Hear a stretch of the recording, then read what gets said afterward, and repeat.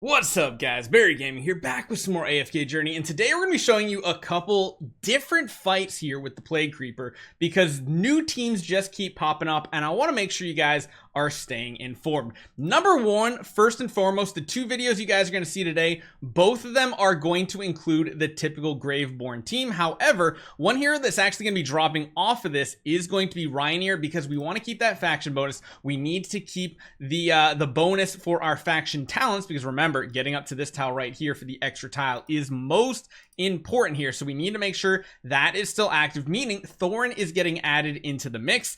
And honestly, these teams are pretty amazing. First off, today we're going to be showing you the Talene variant that is going to be probably what I'd consider the second best team, and then later today we're going to show you a team that is by far the best team. Now it also comes down to what you have invested in your heroes. Obviously I have really high investment in Talene and Lily May, so these two heroes are going to pop off a lot.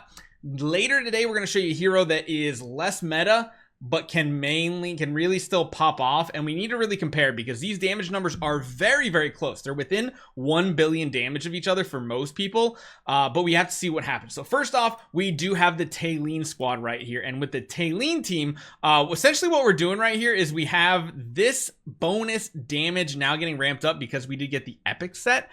So the epic set is really good in this right here, so just keep that in mind. This is going to be absolutely amazing for this. And essentially she's going to be one of our main damage carries with, of course, Lily May, which again, we have the epic version, increasing the total target damage taken. I did spend the time and I crafted up the epic version of Carolina too, because it increases the target's damage taken by additional 4%. So all these things are going to be adding up for some very good results here. So first and foremost, let's show you guys what this team looks like. It's a little bit different than what we were running yesterday. Again, like I said, we're not using the Reiner anymore and we are dropping off our Cessius. So essentially what we're doing in order to get that bonus, because remember, we still need that faction bonus, we're going to be throwing Thor in here to get this tile upgraded. We need to have 3 Graveborn on this team. However, what we're going to do is we're going to be putting both of our Talene and we're going to be putting our Lily May on these tiles right here. So these are going to be really awesome. And beyond that, we're not going to be using Tide Call spell anymore. We're going to be using the Resonating spell. Both of them are very close.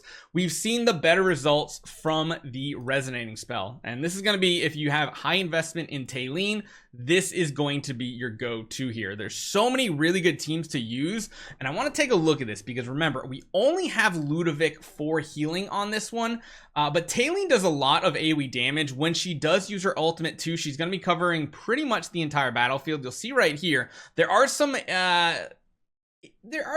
interesting things that go on here too, because it really depends on her placement how this goes. The bonus here is we do have Ludovic's Mythic Plus, so we are doing additional damage with the healing here. The downside of Talene is if there's a target within range, she'll continue casting it even if these summons spawn behind her. So the hopes is she uses her ultimate back here to start targeting the summons, and then she continues to cast it on the boss. But as you guys can see, it does seem like she does have enough healing between the faction bonus, and you can see right here, if they summon right at the front here, she takes them out very quickly. My hope for our account is we can get to like the 13-14 billion damage here.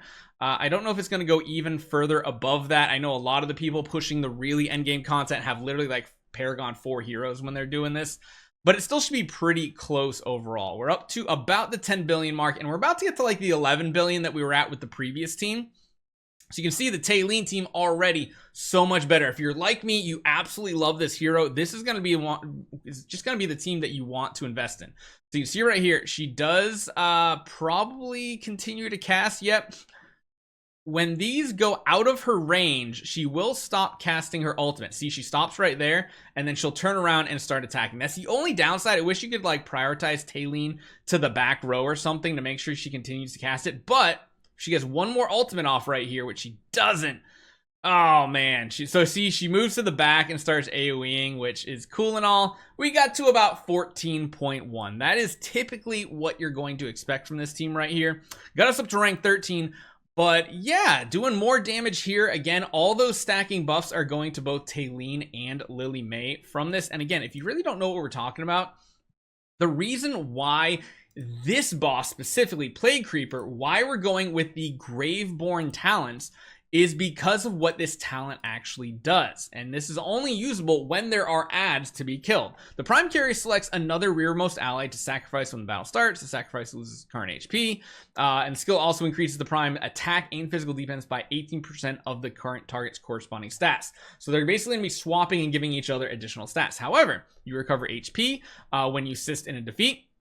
And you permanently increase your attack by 10% and physical magic defense by 10%. So that stacking 10% is absolutely amazing. That is why when you look at their buff bar in combat, they have like a billion buffs because we're killing so many enemies. This is not going to be a strategy you work in like most Dream Realm fights because you need a very high amount of summons, ads, or anything like that for the boss to make this worthwhile. However, if any bosses come out in the future that are like this Plague Creeper, this is going to be absolutely amazing. You're also getting flat defense penetration, attack, all that fun stuff. And again, this is the core team right here. When you're looking at the faction, there's really no one else that's going to add anything to your team. The one nice thing with Thorn is, of course, he does increase your overall damage by 13% on the main target here.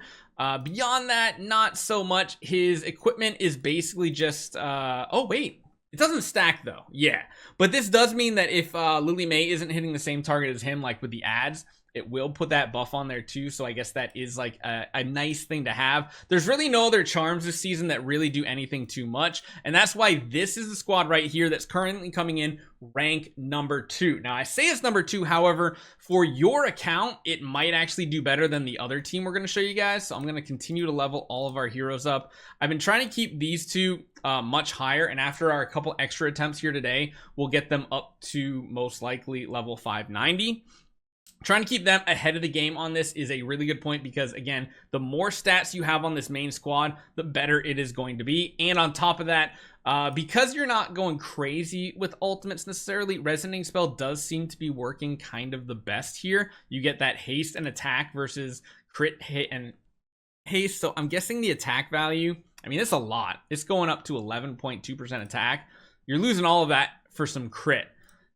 It doesn't seem quite worthwhile. So using the Resonating Spell seems to be the way to go. And this is the team that's currently coming in ranked number 2.